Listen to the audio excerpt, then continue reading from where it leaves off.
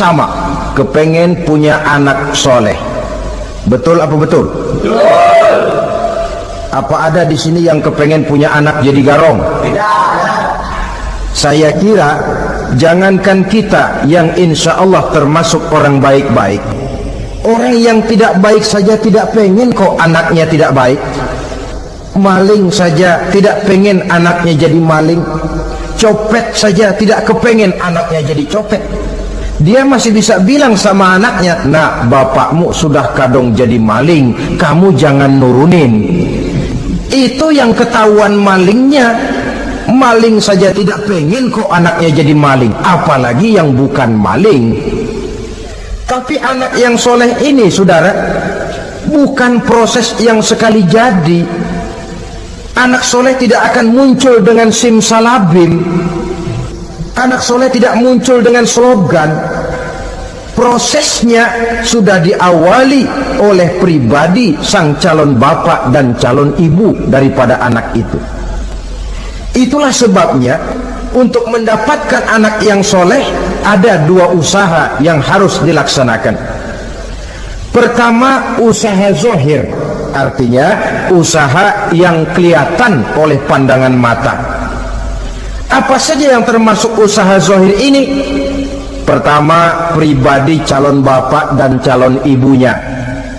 Kalau bapaknya ahli sujud, ibunya gemar hadir di majelis taklim, meresap ke dalam kepribadian anak, ikut membentuk dirinya.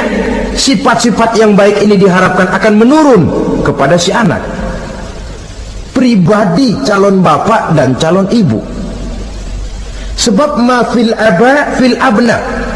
Bagaimana kebiasaan orang tua, begitulah anak. Kata pepatah, kalau bapak kencing berdiri, jangan heran anaknya kencing kabur. Kalau bapaknya bangun pagi jam 8, insya Allah anaknya jam 9. Jangan berharap anak mau sholat subuh. Kenapa? Bapaknya kasih contoh macam itu.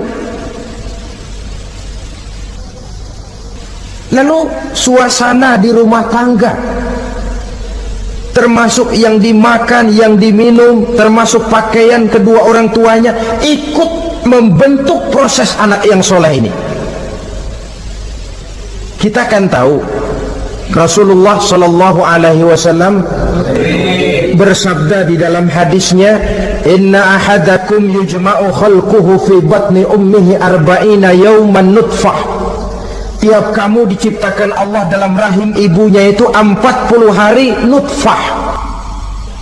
Nutfah itu maaf air kotor yang kalau ketemu di jalan kita jijik, dijual juga nggak laku, tapi kita berasal dari situ. Dan itu dihasilkan dari saripati makanan yang dimakan oleh sang calon bapak, sang calon ibu. Kalau calon ibu dan calon bapak senang memakan makanan yang haram, senang meminum minuman yang haram, maka itu akan melahirkan saripati makanan yang membentuk sperma yang dihasilkan dari makanan-makanan haram. Itu pun akan ada pengaruhnya dalam proses pembentukan anak yang soleh. Saya dulu berpikir, kenapa Islam ini kok kelihatannya sedikit-sedikit mesti ada doanya.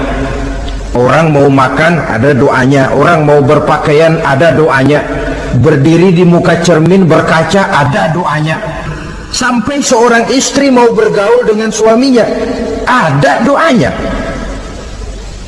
Pemikiran ini terjawab setelah saya telaah dan menemukan di dalam kitab Ihya-nya Imam Al-Ghazali. Diceritakan di sana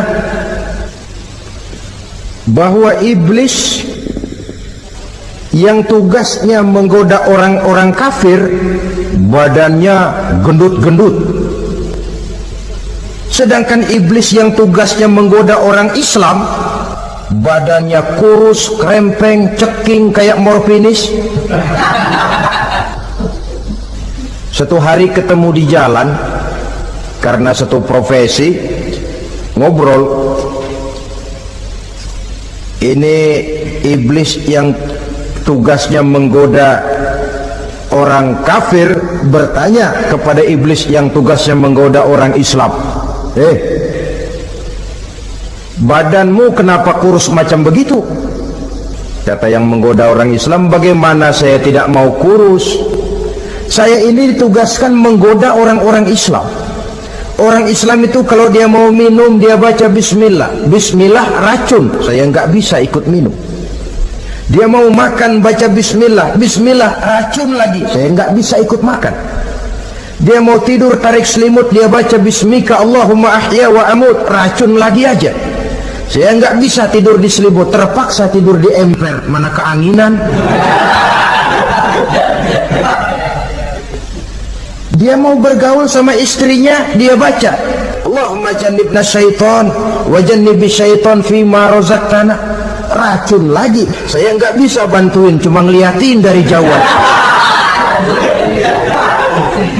Bagaimana nggak kurus makan hati? Kata iblis yang badannya gendut-gendut, untung benar saya menggoda orang kafir yang nggak ada bacaan apa-apanya. Dia makan, saya ikut makan. Dia minum, saya ikut minum. Dia tidur di selimut empuk, saya masuk ke dalamnya. Dia bergaul sama istrinya, dikit-dikit saya bantuin. Allah karim, ini maaflah kalau sudah dibantuin iblis ini, jangan heran anak jadi sangar nantinya. Jadi sejak proses produksi awal, Islam sudah mengajarkan hal yang sedemikian rupa. Pribadi calon ibu bapaknya baik, makanan, minuman, dan pakaian terdiri dari yang halal. Suasana beragama kelihatan di rumah tangga. Ibu ahli sujud, bapak ahli sujud. Ini termasuk proses usaha yang zahir dari orang tua yang menginginkan anak yang soleh. Sampai terjadi proses kehamilan. Proses kehamilan itu kata Nabi 40 hari yang pertama nutfah, 40 hari yang kedua alaqah, 40 hari yang ketiga mudghah. Mudghah itu embrio, cikal bakal bayi. Setelah proses 3 kali 40 hari itu, barulah ditiupkan ruh ke dalam rahim sang ibu. 120 hari atau 4 bulan, perempuan yang hamil itu baru terasa perutnya bergerak-gerak. Ini berdasarkan pengalaman perempuan. Saya sendiri kebetulan alhamdulillah belum pernah hamil.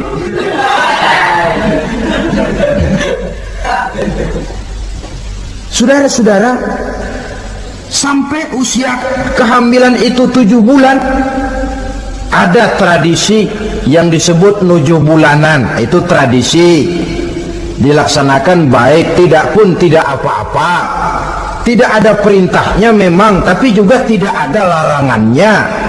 Apalagi berkumpul orang membaca ayat-ayat Al-Quran, memohon doa dan sebagainya. Sebab pada kandungan 7 bulan ini, embrio sudah mengarah kepada bentuk positif dari wujud manusia.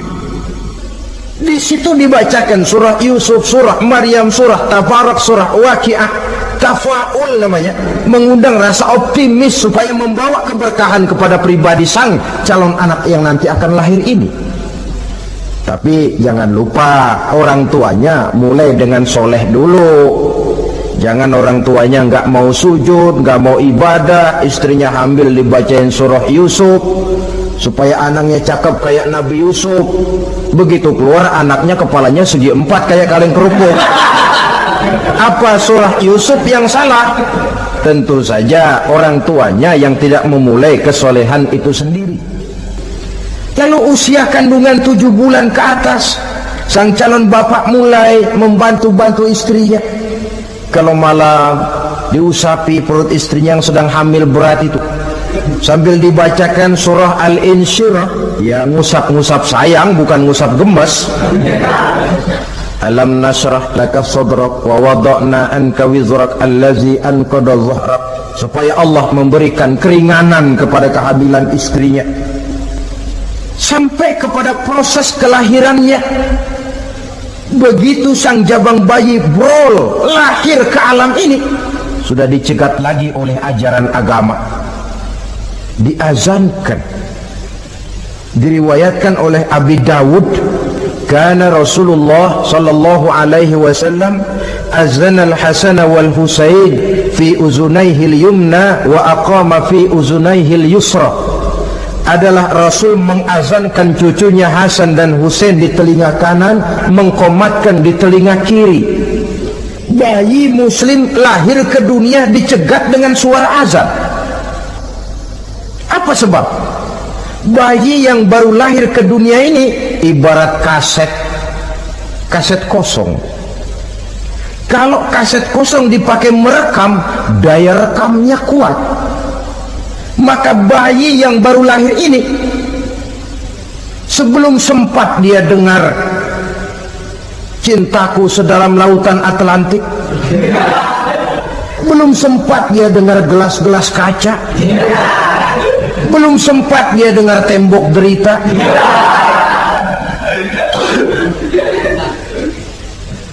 belum sempat dia menikmati serak-serak basahnya suara Frank Sinatra atau merdunya suara Madonna. Rekaman pertama yang masuk lafzul jalalah, Allahu Akbar, Allahu Akbar. Belum sempat dia dengar yang lain. Keagungan Allah yang didengarnya. Kaset kosong diisi dengan rekaman pertama berupa lafzul jalalah. Saudara hadirin yang saya hormati, lalu datang kewajiban orang tua setelah sang anak lahir. Apa itu? Memberikan nama. Jangan lupa, ini proses pembentukan anak yang soleh. Memberikan nama. Walaupun William Shakespeare pernah bilang, what is a name?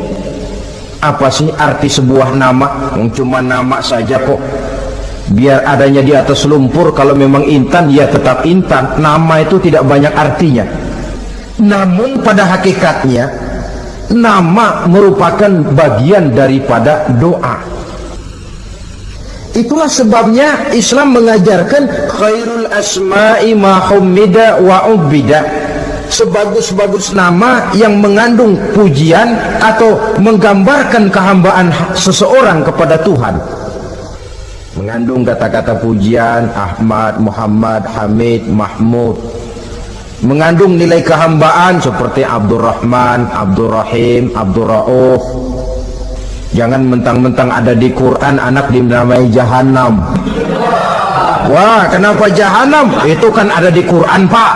Iya, di Quran, tapi lempengan neraka itu.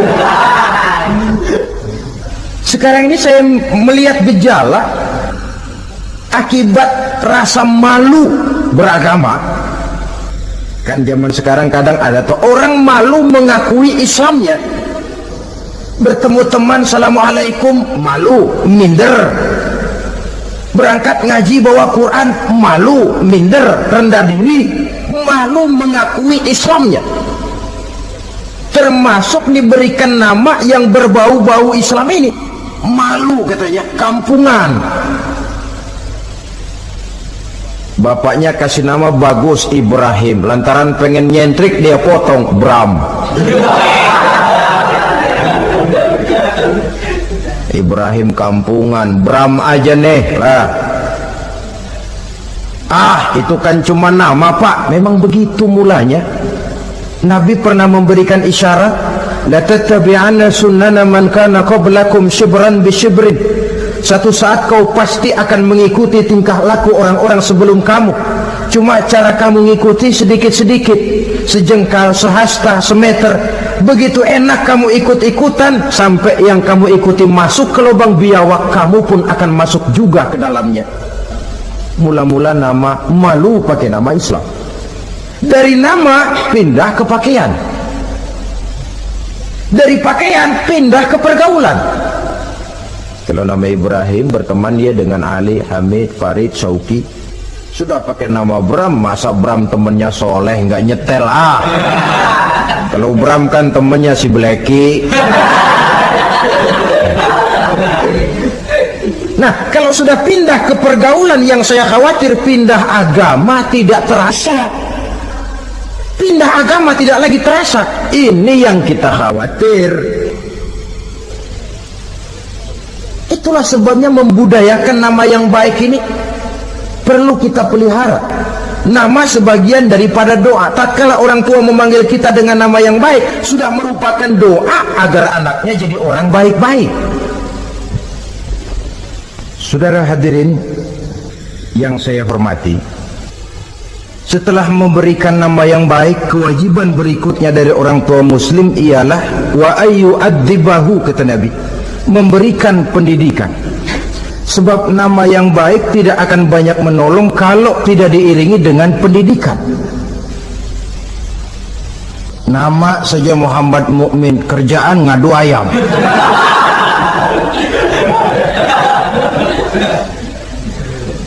Nama yang baik tapi lantaran tidak diiringi dengan pendidikan tidak akan banyak menolong. Nah, pendidikan ini dari mana dimulai? Dari rumah tangga. Al-bait madrasatul ula. Rumah tangga adalah sekolah yang pertama. Belum lagi anak kenal TK, ibtidaiyah, sanawiyah. Yang dia kenal adalah rumah tangganya. Gurunya adalah ibu bapaknya. Dan proses mendidik anak ini tentu merupakan proses yang panjang, memerlukan pengorbanan dari kedua orang tuanya. Namun prinsip lebih baik sekarang orang tua berkorban daripada menjadi korban. Kalau orang tua tidak mau berkorban untuk mendidik anaknya, percayalah pada suatu saat dia akan jadi korban, dilawan oleh kebrutalan anaknya sendiri. Biarlah kita orang-orang tua ini peras keringat banting tulang, pergi pagi pulang sore, kaki jadi kepala, kepala pun jadi kaki, untuk satu cita-cita agar anak-anak kita kelak lebih baik daripada kita sekarang ini. Mendidik, karena kian hari kita dihadapkan dengan kenyataan peledakan penduduk, sulitnya lapangan kerja, persaingan hidup yang makin tajam, sulitnya ekonomi. Kalau anak kita tidak bekali dengan pendidikan, dia akan tersudut di pojok-pojok kehidupan untuk lebih banyak cuma jadi penonton daripada pemain di dalam kegiatan kehidupan ini. Nah, setelah memberikan nama yang baik, lalu mendidiknya, lalu datanglah usaha yang batin di dalam proses pembentukan anak yang soleh ini, yaitu mendoakan anak. Yang baik tentu doa dari orang tuanya sendiri. Sebab kata Nabi, doaul walid liwaladihi ka du'ain nabi li ummatihi. Doa orang tua kepada anaknya seperti doa Nabi kepada umatnya. Sebagaimana doa Nabi kepada umatnya tidak ditolak, begitulah doa orang tua kepada anaknya. Di keheningan malam, si orang tua ini sering bangun, tahajud, sujud dia di hadapan Allah dengan menitikkan air mata, memohon doa dengan doanya Nabi Allah Ibrahim, Rabbi habli minas salihin. Ya Allah, berikan kiranya saya anak yang soleh. Nabi Ibrahim tidak minta anak pintar, Nabi Ibrahim tidak minta anak yang tampan, Nabi Ibrahim tidak minta anak yang kaya dan punya kedudukan tinggi. Yang beliau minta, Rabbi habli minas salihin. Ya Allah, berikan saya anak yang soleh. Kelihatan ini ketika beliau punya anak bernama Ismail, lalu turun perintah Allah, hai Ibrahim, potong leher anakmu Ismail. Nabi Ibrahim bermusyawarah, Ismail, saya Abah, Allah memerintahkan saya untuk menyembelih leher kamu. Menurut pendapatmu bagaimana, mimpiku ini laksanakan atau tidak? Apa jawab Nabi Ismail? Ini bukti doa anak soleh. Abah, kalau memang itu benar perintah Allah, laksanakan Abah. Ya abati fa'al ma tu'mar satajiduni insyaallah minas sabirin. Kalau memang itu perintah Allah, Abah, laksanakan, potong leher saya. Anak soleh. Kalau cuma anak pinter tapi nggak soleh, mungkin jawabannya nggak begitu. Nak, Bapak disuruh Allah menjembelih leher kamu, bagaimana nak, laksanakan jangan. Mungkin dia akan jawab, kenapa saya Pak? Bapak aja potong yang udah tuaan.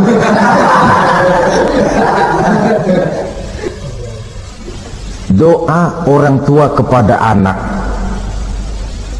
Atau boleh juga doa orang lain yang diyakini kesolehannya oleh orang tua tadi. Mengundang Pak Ustadz, Pak Kiai ke rumah, tolong doakan anak saya, tidak ada salahnya. Sebab Nabi mengajarkan aktsiru minan nas bidu'ail khair fa innaka la tadri min ayyi fahin yuqbal. Banyak-banyaklah minta doa kebaikan dari orang lain, sebab kamu tidak tahu dari mulut yang mana doa itu diterima Allah. Mungkin saja orang menurut pandangan kita kere, miskin, tidak dipandang orang lain, tapi kalau doanya Allah mau terima, siapa yang sanggup menghalangi? Banyak-banyaklah minta doa kebaikan dari orang lain, sebab tidak seorang pun tahu dari mulut yang mana doa itu akan diterima Allah. Doa orang tuanya. Inilah hikmah khitan yang pertama, proses pembentukan anak yang soleh. Yang kedua, khitan itu menanamkan kepada anak-anak muslimin sikap berani menghadapi hidup. Di waktu kecil sudah dilatih mengalirkan darah, seolah-olah orang tuanya berkata, nak, hidup ini adalah perjuangan, nak. Perjuangan itu peras keringat, banting tulang, mengalirkan darah, kadang-kadang mengorbankan nyawa. Hidup bukan undian, nak. Jangan mengharap untung besar tanpa mau peras keringat. Berani hidup artinya berani menghadapi segala resiko yang ada di dalam hidup. Di zaman sekarang banyak orang yang takut menghadapi hidup. Pakaian mau bagus, makan mau enak, hidup mau terpandang dan dihargai orang, tapi kerja keras tidak mau. Paling-paling istilah orang maunya cuman hardolin. Hardolin itu bahasa Jerman, artinya dahar modal ulin. Santai. Ini kan takut menghadapi hidup, atau melihat bahwa stres hidup begitu tinggi, lalu mengundi-ngundi hidup. Dipertaruhkannya hidup di meja judi, dipertaruhkannya hidup di gunung-gunung, memuja-muja setan dan sebagainya. Itu pun termasuk orang yang takut menghadapi hidup, tidak berani menghadapi resiko yang ada di dalamnya. Cuma khayal saja membumbung tinggi, tapi keberanian untuk bekerja keras tidak ada. Anak-anak muslimin sejak dini, sejak masih kecil sudah dilatih mengalirkan darah. Hidup ini perjuangan, nak. Bukan santai-santai, bukan berleha-leha, bukan berandai-andai. Tidak akan pernah sampai kita kepada tujuan kalau hidup cuma diisi dengan berandai-andai, berleha-leha, bersantai-santai. Dia adalah perjuangan, jalannya menanjak menurun, banyak onak dan duri di sekelilingnya. Kuatkan pribadimu menghadapi hidup ini, ditanamkan sikap berani menghadapi hidup. Itu yang kedua. Lalu yang ketiga, khitan pada hakikatnya merupakan peletakan batu pertama, dalam arti mempersiapkan anak supaya hidupnya nanti menjadi orang yang sujud kepada Allah. Secara tidak langsung orang tuanya seolah-olah berkata, nak, kamu dikhitan sekarang supaya nanti kamu bisa istinja. Nah, kalau kamu sudah bisa istinja, kamu bisa berwudu. Kalau wudumu sah, kamu bisa sholat. Peletakan batu pertamanya lewat khitan.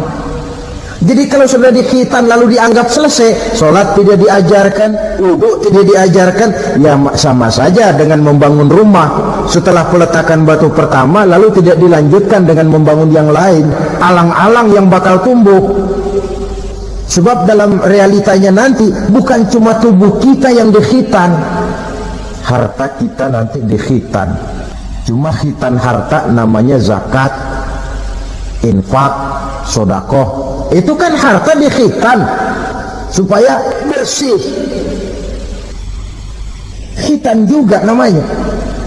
Karenanya mengkhitan anak, mempersiapkan anak agar menjadi hamba Allah yang sesungguhnya. menjadi manusia yang sujud kepada Allah Tuhannya.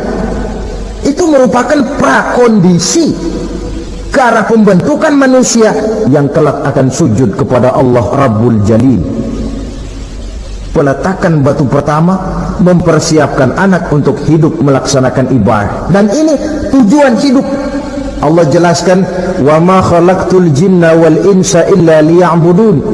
Aku tidak ciptakan jin dan manusia melainkan untuk beribadah kepadaku. Masalah paling pokok bukan bertanya mengapa kita diciptakan oleh Allah, karena kita memang sudah ada. Masalah paling pokoknya ialah untuk apa kita diciptakan oleh Allah. Kalau saudara bertanya mengapa saya dibikin oleh Allah, itu hak Allah untuk menjawabnya. Manusia buntu.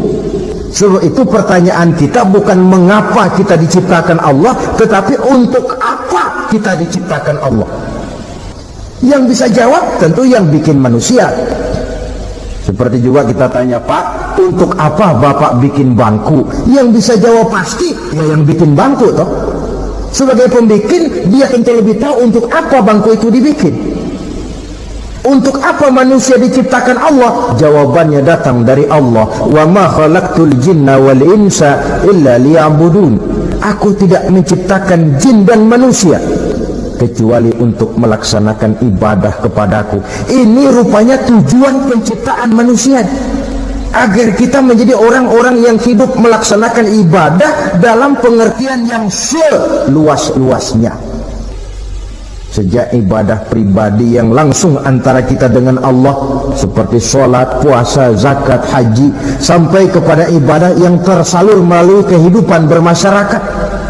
Banyak-banyak umpamanya membangun, memelihara kesehatan, menjaga keamanan di kampung, yang kalau kita niatkan untuk mencapai ridho Allah, insya Allah itu akan bernilai ibadah. Tujuan penciptaan manusia ternyata tidak lain untuk melaksanakan ibadah. Prestasinya di hadapan Allah bergantung kepada sampai sejauh mana nilai ibadah itu dilaksanakannya. Ini yang ketiga. Yang keempat, hikmah daripada khitan itu dari sisi orang tua menempatkan perintah Allah di atas perasaan dan kepentingan pribadi. Ada nggak orang tua yang nggak sayang sama anaknya? Semua orang tua sayang kepada anaknya. Jangan anak sampai dipotong mengalirkan darah. Anak main saja, main layang-layang, jatuh pulang kakinya berlumur darah, sudah ribut orang tuanya. Kenapa nak? Kenapa sayang? Kenapa raja? Aduh, raja lah kita. Tapi ini perintah Allah. Perasaan pribadi, kepentingan pribadi kalah oleh perintah Allah. Ini mestinya watak seorang muslim. Kalau sudah begitu perintah Allah, begitulah kita laksanakan. Soal keberatan pribadi, perasaan pribadi, kepentingan pribadi, nomor belakang.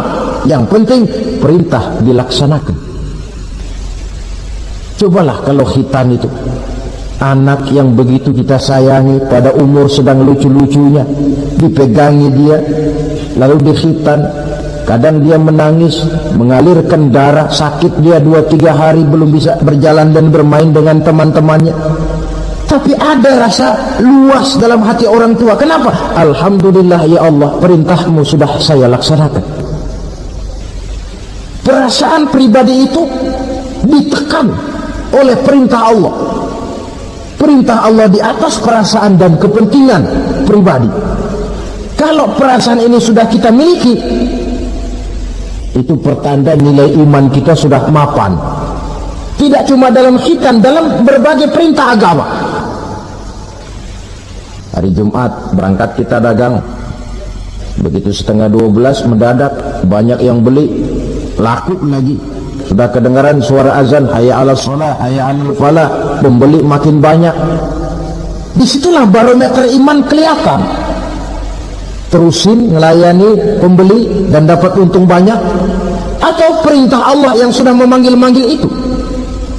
Kalau perintah Allah di atas perasaan dan kepentingan pribadinya, dia akan tinggalkan dagangan itu, dia akan bergegas menuju panggilan Allah. Saudara hadirin yang saya hormati, jadi perintah khitan ini mendidik setiap muslim agar perintah Allah berada di atas perasaan dan kepentingan pribadi. Hijau kata Allah, hijau kata kita. Putih kata Allah, putih kata kita. Ke barat kata Allah, ke barat kita melangkah.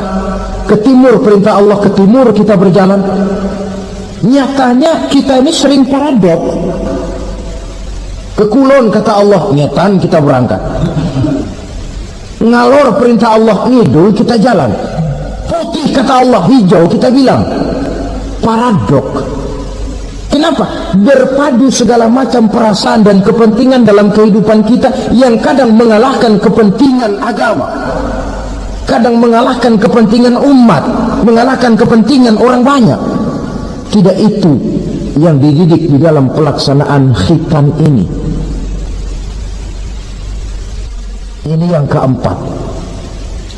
Kemudian yang kelima, dari segi kesehatan, kulit yang dipotong, yang menutupi kulfah itu adalah tempat bersarangnya segala macam kotoran. Membiarkannya mengendap bisa saja menimbulkan kanker kulit. Maka untuk menjaga dan memelihara kesehatan, agama menganjurkan khitan. Di samping tentu ada unsur kepentingan biologis. Ini maaf lah, kalau nanti orang sudah bersuami, sudah beristri, akan terasa manfaatnya khitan. Lain loh yang dikhitan dengan yang tidak itu. Coba saja tanya orang, makan pisang itu yang enak dikupas dulu apa dimakan kulit-kulitnya? Ya mesti tentu yang enak ya dikupas dulu. Kalau kulit-kulitnya juga dimakan, rakus namanya. Belum lagi kemungkinan bisa jadi penyakit. Dari segi kesehatan, dari segi kepentingan biologis, perintah khitan ini kembali manfaatnya buat kehidupan manusia. Itulah sebabnya di dalam An-Nahl ayat 123 Allah Subhanahu wa taala menegaskan, "Summa auhayna ilaika an ittabi' millata Ibrahim hanifa wa ma kana minal musyrikin." Kemudian kami wahyukan kepada kamu wahai Muhammad, ikutilah agama Ibrahim yang hanif ini, dan tidaklah ia termasuk daripada golongan orang-orang yang menyekutukan Allah. Artinya syariat khitan ini yang berasal dari sejarah kehidupan Nabi Ibrahim diteruskan oleh syariatnya yang dibawa oleh Nabi kita Muhammad sallallahu alaihi wasallam. Maka kalau ayat menjelaskan inna dina indallahil Islam, agama yang diridhoi Allah itu cuma agama Islam. Islam yang mana? Islam yang dibawa oleh Nabi Adam, diteruskan oleh Nabi Nuh, diteruskan oleh Nabi Ibrahim, diteruskan oleh Nabi Musa, diteruskan oleh Nabi Isa, dan disempurnakan oleh Nabi kita Muhammad sallallahu alaihi wasallam. Karena seluruh rasul yang 25 ini sumbernya sama, Allah. Prinsip ajarannya sama, la ilaha illallah. Cuma syariatnya saja yang agak berbeda, disesuaikan dengan situasi dan kondisi dari umat yang dihadapi oleh rasul itu. Nabi Sulaiman misalnya ada sholat, tapi sholatnya Nabi Sulaiman tidak pakai rukuk dan tidak pakai sujud, berdiri saja. Zaman Nabi Nuh ada puasa, tapi puasanya versi Nabi Nuh lain dengan puasanya versi kita sekarang ini. Syariat berbeda sesuai dengan situasi dan kondisi. Tapi khitan sejak Ibrahim, Ismail, Ishak, sampai kepada Musa, sampai kepada Isa, sampai kepada Nabi kita, terus berkelanjutan sampai hari akhir nanti. Jadi bukan merupakan syariat baru. Pengukuhannya dalam An-Nahl 123 ini, aku wahyukan kepada Muhammad, ikuti agama Ibrahim, agama tauhid yang diantara syariatnya adalah pelaksanaan khitan. Sedangkan Ibrahim seorang yang hanif. Hanif ini lebih tinggi daripada sekedar taat. Kalau orang yang taat itu contohnya begini, nak tolong taruh ini gelas di pinggir meja nak. Kalau dia taat ya apa adanya, ditaruh saja tuh gelas di pinggir meja. Orang yang hanif lain, mikir. Iya, kalau ditaruh di pinggir kan gampang kesenggol orang, jatuh ke bawah, pecah. Biar diperintah taruh di pinggir, taruh aja di tengah dah, biar aman. Ini hanif namanya. Tingkatan yang lebih tinggi daripada taat. Nabi Ibrahim seorang yang hanif. Tidak ada perintah Allah yang tidak dilaksanakan dengan sebaik-baiknya. Sampai pun perintah memotong anak sendiri. Saya kira kalau perintah macam begini turun kepada orang zaman sekarang, banyak yang bubar jadi orang Islam. Potonglah leher anakmu, udahan aja dah. Dan memang perintah itu cuma untuk menguji kekuatan mental Nabi Ibrahim alaihissalam. Perintah menyembelih leher anak, perintah membangun Ka'bah, perintah hijrah keluar dari kampung halamannya sampai mengembara ke negeri Syam. Perintah ujian menghadapi api yang dinyalakan oleh Raja Namrus. Belum lagi perintah menghadapi kekufuran daripada kaumnya, menghadapi orang tuanya sendiri yang adalah produsen berhala. Bisa kita bayangkan ini, anaknya penegak tauhid, bapaknya produsen berhala. Tapi itulah agama, syarat dengan contoh. Yang anak bapaknya nabi, anaknya bajingan. Yang anaknya nabi, bapaknya pembuat berhala. Karena memang hidayah itu adalah hak prerogatif dari Allah Subhanahu wa ta'ala, diberikan kepada siapa saja yang dikehendakinya. Saudara-saudara kaum muslimin rahimakumullah, oleh sebab itu saya mengajak kepada seluruh umat Islam, kalau melaksanakan walimatul khitan, mengkhitan anak, boya sudah lewat masanya cuma sekedar diramein dengan layar tancap atau orkes madur. Akan lebih positif kalau diisi dengan dakwah, pengajian, ceramah yang menjelaskan tentang hikmah daripada walimatul khitan ini. Yang ditinjau dari segi apapun, mengadakan pengajian itu lebih menguntungkan, baik pribadi, baik yang mengadakan walimah, baik bagi masyarakat, ketimbang walimah dengan berfoya-foya. Apalagi hadis mengingatkan kita, kata Nabi begini, man sanna sunnatan hasanatan falahu ajruha wa ajru man amila biha. Siapa yang memulai satu kebajikan, dia akan mendapat pahala dan pahala dari orang-orang yang mengikuti kebajikan itu. Saudara nyunatin anak, mengadakan pengajian, undang kiai, banyak orang yang hadir, saudara akan dapat pahala dan juga dapat pahala dari seluruh orang yang hadir. 1000 orang yang hadir, 1000 saudara dapat pahala. Sebaliknya kata Nabi, wa man sanna sunnatan sayyi'atan falahu ismuha wa ismu man amila biha. Siapa yang memulai satu kejahatan, dia akan mendapat dosa dan dosa dari seluruh kejahatan yang terjadi pada malam itu. Jadi kalau saudara nyunatin anak, pesta, mengundang apa film, apa orkes, maka seluruh maksiat yang terjadi pada malam itu di tempat itu, saudara ikut dapat dosanya. Kenapa? Sponsornya saudara. Ya, tapi kan saya nggak suruh mereka maksiat, Pak. Betul, tapi bisanya mereka maksiat kan karena sarana disediakan. Sponsornya itu. Jadi sponsor kebajikan mendapat pahala, sebagaimana sponsor kejahatan pun akan mendapat pahala dari nilai kejahatan yang ditimbulkannya. Belum lagi segi keberkahannya, Belum lagi banyaknya orang-orang yang berdoa, 1, 2, 3, 40 orang berkumpul mendoakan anak kita. Masuk dalam hadis doaul arba'in ka doail wali, doa 40 orang yang berkumpul sudah sama dengan doanya seorang wali.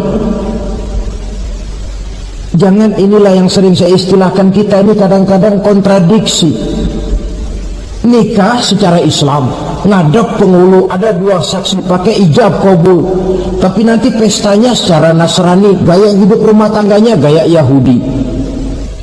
Nikahnya, khitannya cara Islam, pestanya gaya Yahudi, pendidikan anaknya cara Nasrani. Akhirnya pribadi anak jadi tidak karu-karuan, terlalu banyak diwarnai. Bukankah Nabi menyatakan kullu mauludin yuladu 'alal fitrah fa abawayhi yuhawidanihi aw yumajjisanihi aw yunassiranihi atau kama qala. Setiap bayi dilahirkan dalam keadaan suci, bersih. Tidak ada dosa warisan dalam Islam. Tidak ada anak haram jadah dalam Islam. Yang haram jadah itu perbuatan bapak moyangnya itu. Anak lahir suci, bersih, seperti kertas putih.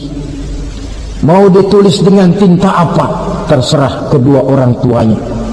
Setiap bayi dilahirkan suci, kata Nabi. Orang tuanya yang menjadikan dia Yahudi, menjadikan dia Nasrani, atau menjadikan dia Majusi. Kadang tanpa terasa. Bapaknya muslim, ibunya muslimah, tapi anaknya belajar di sekolah Nasrani. Ini kan sudah yunasirani, menasranikan anak. Sekolahnya di sekolah Yahudi, sekolahnya di sekolah Majusi, menjadi pemuji api. Dan anak lebih dari sekedar buah mata, belahan hati. Dia adalah amanah dari Allah. Gara-gara anak, orang tua bisa sampai ke surga. Pun gara-gara anak, banyak orang tua masuk neraka. Amanah yang disia-siakan akan menjadi beban daripada orang tua itu sendiri. Oleh karena itu, sekali lagi saya mengajak, hidupkan tradisi yang baik dengan memperbanyak pengajian-pengajian, baik dalam walimatul khitan, walimatul arus, atau berbagai kesempatan yang memang mungkin untuk itu. Makin banyak dakwah dan pengajian, insya Allah makin terasa akibat positifnya bagi masyarakat, agama, bangsa, dan negara yang kita cintai ini. Nah, saudara, inilah selintas tentang khitan pada pertemuan kita kali ini. Mudah-mudahan ada hikmahnya. Terima kasih banyak atas segala perhatian. Mohon maaf atas segala kekurangan. Usikum wa nafsi bitaqwallah. Aqulu qawli hadha fa astaghfirullahal azim li wa lakum. Wassalamu alaikum warahmatullahi wabarakatuh.